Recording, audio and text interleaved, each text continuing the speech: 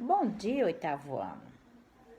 Hoje, a nossa aula de História, nós vamos falar sobre a Revolução Francesa e o período napoleônico.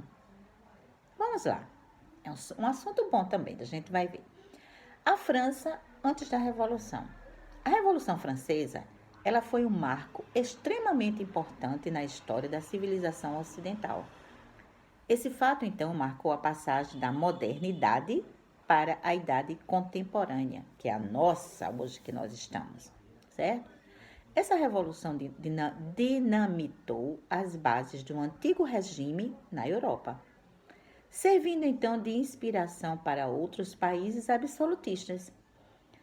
Iniciaram então um processo semelhante, mas nenhum teve a magnitude do movimento francês. Quer dizer, alguns tentaram, mas não conseguiram.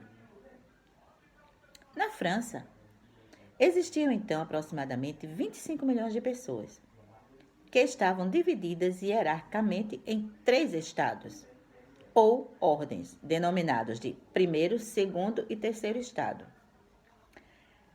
Napoleão Bonaparte, ele nasceu em Córcega, foi líder político e militar durante os últimos estágios da Revolução Francesa e se envolveu em uma série de conflitos com todas as grandes potências europeias. O primeiro estado era constituído por todos os membros do clero, aproximadamente 120 mil pessoas.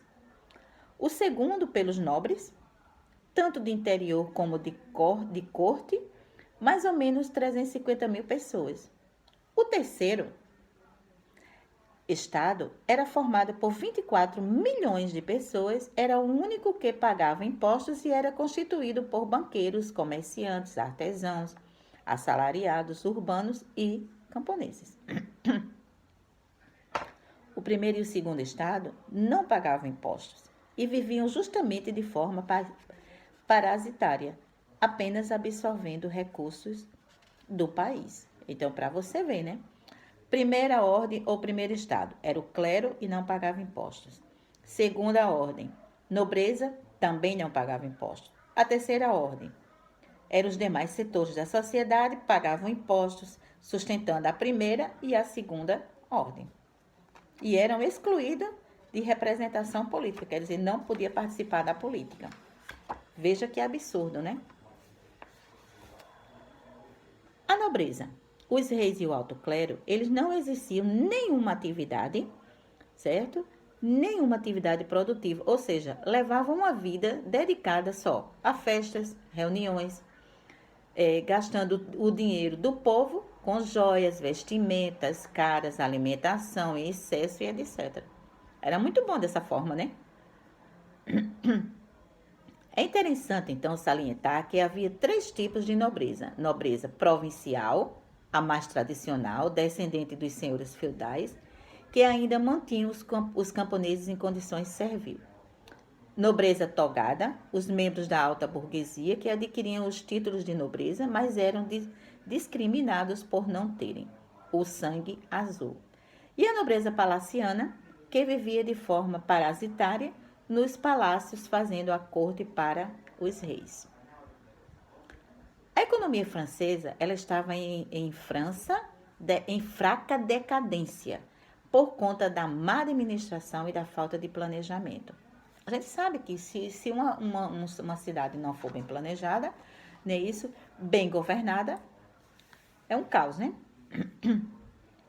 Às vésperas da Revolução, a França gastava mais do que arrecadava.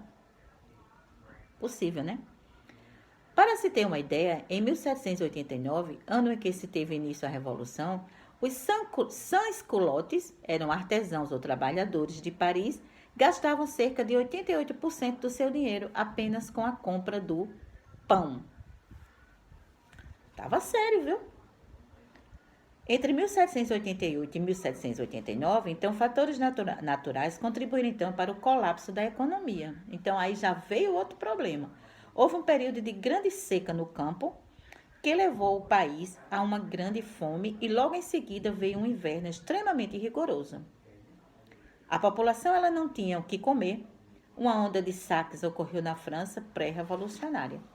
A França, então, carregava no seu interior características feudais, com a economia basicamente agrícola, quando a grande escassez de alimento ocorreu.